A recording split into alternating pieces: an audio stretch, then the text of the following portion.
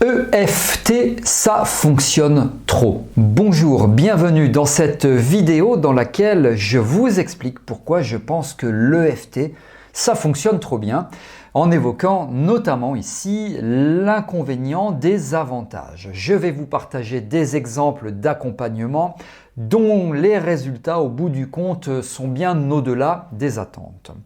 Je suis David Vigneron, je suis formateur en EFT, formateur en hypnose clinique, par ailleurs infirmier diplômé d'État et notamment spécialisé en neurosciences. Je dois bien avouer qu'avant de pratiquer l'EFT, qui fonctionne merveilleusement bien, vous l'avez compris, je ne travaillais pas sur des problématiques de deuil, sur des problématiques de phobie, sur des problématiques de souvenirs traumatiques, de viol, de stress post-traumatique, etc. parce que tout simplement je me sentais démuni. Je vais peut-être vous choquer si vous êtes hypnothérapeute, mais c'est ce que je pensais et j'avoue que je le pense toujours et je l'assume totalement que l'EFT c'était un petit peu trop light pour gérer certaines problématiques. Et puis j'ai découvert l'EFT tout à fait par hasard, mais paraît-il que le hasard n'existe pas, sur YouTube. J'ai un ami qui m'en avait parlé, qui m'a dit « Regarde sur YouTube, tu vas voir, moi je pratique, ça marche bien. » Bon, allez, je vais regarder. Et là, je voyais des gens qui tapotaient, puis il n'y avait plus de phobie, ils étaient soulagés en tapotant quelques points du corps.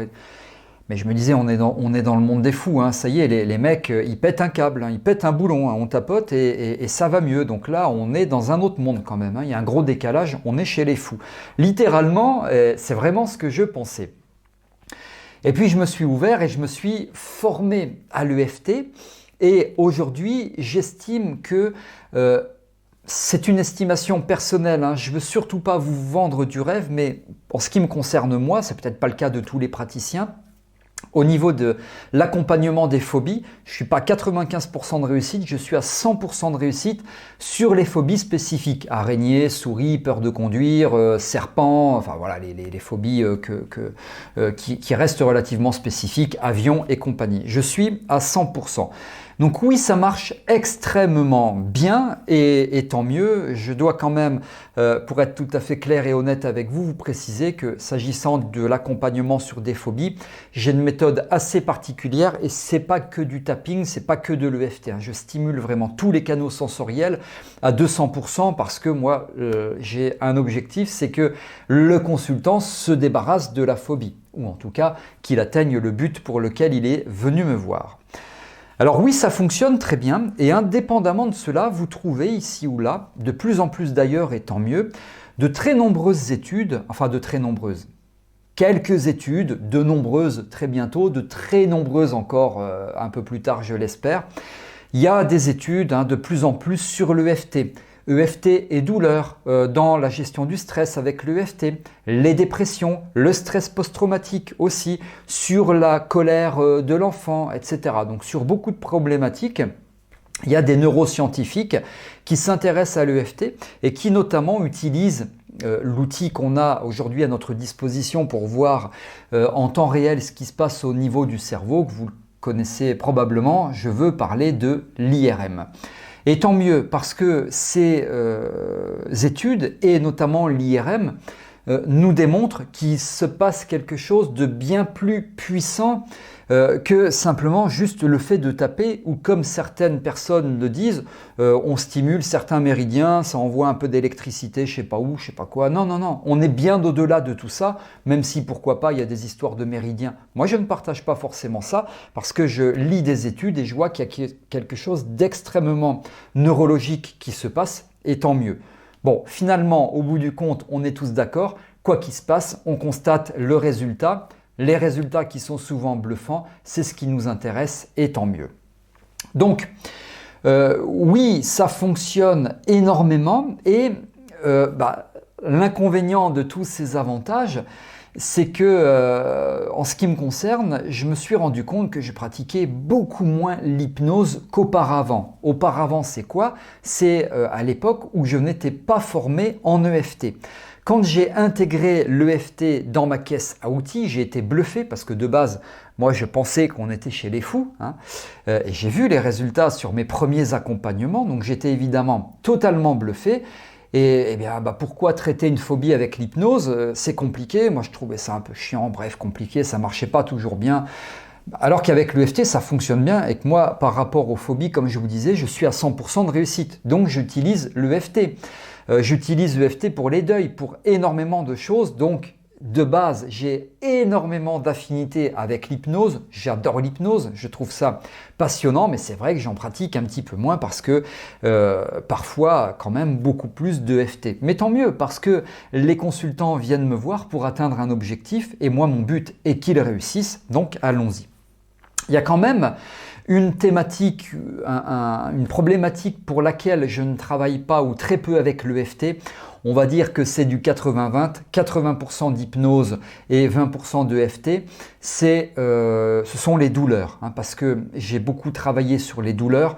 D'ailleurs, peut-être que vous m'avez connu il y a très longtemps, maintenant plus d'une dizaine d'années, sur l'hypno-antalgie, les douleurs chroniques avec leur prise en charge. Et je travaille beaucoup avec l'hypnose, hypno-antalgie, et un tout petit peu quand même, à 20% on va dire, avec l'EFT, notamment pour les pics douloureux. Donc l'EFT fonctionne également très bien pour les douleurs. D'ailleurs, il y a des études qui relatent cela. Sur les pics douloureux, ça marche très très bien, de mon propre constat, puis également selon ce que relatent certaines études. Je vous apprends également, mais peut-être que vous le saviez après tout, que l'efficacité, pas l'EFT, l'efficacité de l'EFT, attention, c'est l'efficacité de l'EFT qui est reconnue par le gouvernement britannique. L'efficacité de l'EFT est reconnue par un gouvernement. Donc vous imaginez à quel point l'EFT quand même est en plein essor, indépendamment et bien au-delà de tout ce que l'on peut croire, et même des publications et des études médicales que vous pouvez retrouver ici ou là dans la littérature. Alors, par rapport à la puissance de l'EFT, je vais vous évoquer ça au travers deux études de cas d'accompagnement des personnes que j'ai accompagnées. Vous allez voir, c'est bluffant, c'est très surprenant. Juste avant, quelques instants pour vous expliquer que vous avez la possibilité de vous inscrire gratuitement à ma conférence en ligne qui s'intitule « Comment utiliser l'EFT lors de vos prises en charge thérapeutique ». Vous avez le programme qui figure sous cette vidéo ainsi que le lien pour vous inscrire. Ne tardez pas, le nombre de places est limité. Qu'est-ce que l'EFT? Je vais parler de cela. J'aborderai les 5 facteurs qui constituent l'efficacité surprenante, bluffante de l'EFT. Je vais vous expliquer comment vous allez pouvoir pratiquer. Quelles sont les différences et points communs avec l'EMDR. Je vous expliquerai quelles sont les 3 erreurs à éviter lors de la pratique de l'EFT et je vous communiquerai des enseignements liés, bien sûr.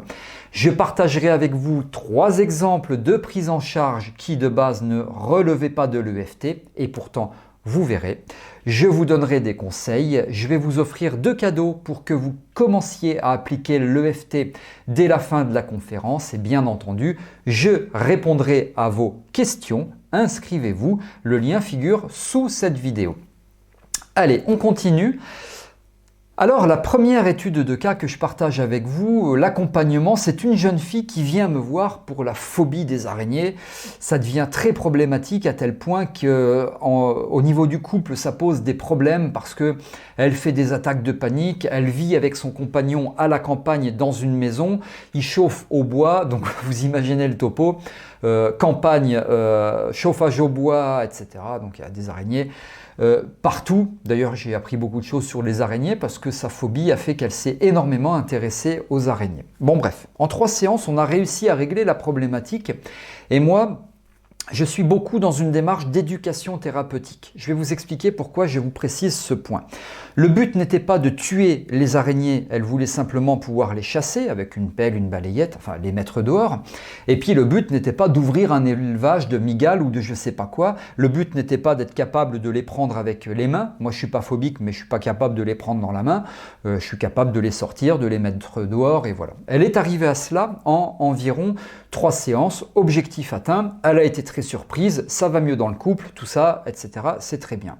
Et donc elle me relate tout ça dans un mail que j'ai dû recevoir 2, 3, 4 mois plus tard, et elle me dit, puisque ça a bien marché pour l'EFT, et moi je ne savais pas du tout cela, eh bien j'ai passé le permis moto, donc elle a passé le permis moto et elle avait un petit peu peur, c'est un peu stressant, comme tout examen, c'est bien normal. J'ai utilisé l'EFT, je me suis débrouillé, j'ai visualisé, j'ai tapoté, j'ai utilisé les points que vous m'avez montrés, notamment les points d'urgence, d'où l'importance de l'éducation thérapeutique, et j'ai réussi. Voilà, j'ai réussi mon permis moto grâce à l'EFT. Bon, je ne pense pas que ce soit seulement grâce à l'EFT parce qu'elle a dû travailler aussi pour ce faire. Mais en tout cas, voilà, je trouve que c'est vraiment génial parce que quand vous éduquez vos consultants avec l'EFT, eh bien, ils peuvent l'utiliser pour bien d'autres problématiques selon les besoins. Deuxième exemple d'accompagnement, un jeune homme qui vient pour la phobie du sang, du corps humain, etc. Voilà, on ne peut pas parler d'organes, on peut qu'il vous fait un malaise en live. Et j'ai eu le cas parce que je lui explique un petit peu ce qui se passe au niveau du cerveau, sympathique, parasympathique, le cortex, enfin j'explique tout ça, les hormones, les hormones dans le sang, etc. Évidemment, je parle de corps humain, je stimule un petit peu parce que... Et en live, dans le cabinet, il me fait un malaise vagal. Donc, ayant travaillé au SAMU, c'est quelque chose que j'ai géré des milliers de fois, c'est très facile. Mais enfin, il faut quand même le gérer. Donc, la connexion émotionnelle était relativement facile. Et avec ce jeune homme, en 2 ou 3 séances, je ne sais plus précisément, on a réussi à aller au bout. Et lors de la 3e séance, je crois que c'était 3 séances, donc lors de la dernière séance, je lui ai montré des images ultra gore parce que j'avais trouvé sur internet, c'est assez facile à trouver, des images mais de trucs effroyables, amputation accidentelle de jambes, ponction lombaire, prise de sang, enfin des trucs vraiment hard que évidemment, vous l'imaginez en première séance, il était incapable de regarder, parce que rien qu'en prononçant le mot cerveau, hormones, etc., eh bien, ça provoquait chez lui un malaise vagal. Et en 3e séance, il regardait ça en rigolant.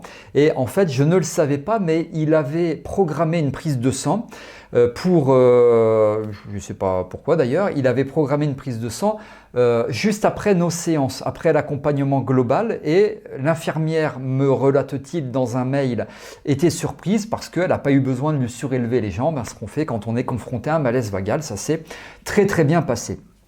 Bon, j'imagine qu'aujourd'hui, il ne pratique pas la chirurgie, j'imagine qu'il ne travaille pas au SAMU ou qu'il n'est pas devenu médecin légiste. C'était d'ailleurs probablement pas son objectif, mais en tout cas, le but a été atteint par rapport à ce qu'il voulait, par rapport à ce qu'il voulait réussir à faire.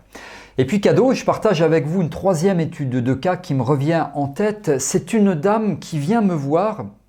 Alors, multiples problématiques, on est sur du transgénérationnel, de la psychogénéalogie, on est sur du deuil, on est sur des non-dits, enfin tout un tas de trucs dans la famille, etc. Et toutes les personnes impliquées, sauf cette dame qui vient me voir, sont décédées. Et moi je me dis, mais je note, et je prends 1 page de notes, 2 pages, 3 pages pour essayer de me remémorer d'une séance à l'autre où on en est. Parfois c'est pas toujours évident. Et je me dis, mais là, on part, il y a 10 ans d'accompagnement, quoi. On part pour 250 séances. J'exagère, mais je pensais que ça allait être très très long. Et on attaque, et on commence. Et puis j'improvise en la faisant imaginer un temple dans lequel il y a chaque personne qui arrive et en gros une séance égale une personne. Enfin, je me projetais un petit peu dans les séances à venir. Et puis on va prendre le temps pour le deuil, pour accueillir les non-dits, pour accepter les on-dits. Enfin voilà, tous ces trucs-là dont elle me parlait. Et puis je crois qu'il y avait 5 ou 8 personnes, je ne sais plus. Enfin, il y avait une petite dizaine de personnes impliquées dans tout ça. Et elle est allongée, enfin en position demi-assise, les yeux fermés, un état modifié de conscience nécessaire, en tout cas suffisant pour provoquer de la visualisation, c'est ce que je voulais. Et là, elle me dit, tout le monde est là, ma mère, ma grand-mère, enfin les 7-8 personnes sont là. Et il fallait y aller mollo, que je me dis dans ma tête, il fallait y aller doucement. Et en fait, elle réalise tout le travail en une seule séance. En tapotant, il y a des pleurs, il y a des rires aussi, je tapote, je reprends le GI4, je reprends les points claviculaires, etc. Et en une séance, enfin en 2 séances, parce que la première séance, j'avais préparé le terrain avec des ancrages ou des choses comme ça. Et en une séance vraiment de travail sur la problématique en elle-même, ça a été totalement résolu avec une libération émotionnelle majeure. Au-delà de ça, parce qu'il y avait quand même un poids psychogénéalogique sur tout ça, et en une séance, ça a été traité. Donc évidemment, j'ai été bluffé, parce que moi, je partais sur 250 séances. Hein. Bien sûr, hein, je vous ai dit que j'exagérais, mais pour moi, je me suis dit, il va y avoir 10-15 séances, parce que là, il va y avoir un énorme boulot. Et comme quoi, vous voyez, la leçon que j'en ai tirée, l'enseignement que j'en ai tiré de cela, c'est que, eh bien, on avance aussi au rythme des consultants. Hein. C'est pas nous qui imposons le rythme, même si on est là pour orchestrer quand même un minimum tout ça, mais c'est plutôt le consultant qui nous impose son propre rythme. Et notre devoir, c'est quoi? Eh bien, c'est de respecter ce rythme et d'être capable de nous adapter au rythme que le consultant nous propose ou nous impose. Et là, ça nécessite quand même une certaine formation, une certaine gymnastique d'esprit, et puis il faut quand même bien maîtriser l'ensemble des techniques. Bon, en tout cas, voilà pour ces 3 cas que j'estime extraordinaires, et globalement, c'est très très souvent que vous retrouvez tout cela en EFT. Donc oui, l'EFT, ça fonctionne parfois de trop, et donc je fais un petit peu moins d'hypnose à cause de ça ou grâce à ça, j'en sais rien. Oui, c'est souvent très bluffant, et oui, vous allez pouvoir travailler sur de nombreuses problématiques, peut-être aussi des problématiques de base sur lesquelles vous ne vouliez pas forcément travailler. Moi, la psychogénéalogie, j'avais pas forcément à la base envie de travailler sur ça, mais voilà, ça a fonctionné, et tant mieux. Donc vous pouvez jeter un petit coup d'œil sur ma formation, c'est sous cette vidéo. Merci de m'avoir suivi, d'avoir été attentif et attentive. Vous pouvez également vous abonner à cette chaîne YouTube. Et très important, si vous avez des questions, vous pouvez me les poser sous cette vidéo. J'y réponds sans aucun intermédiaire, donc n'hésitez pas. Merci de m'avoir suivi. À très bientôt.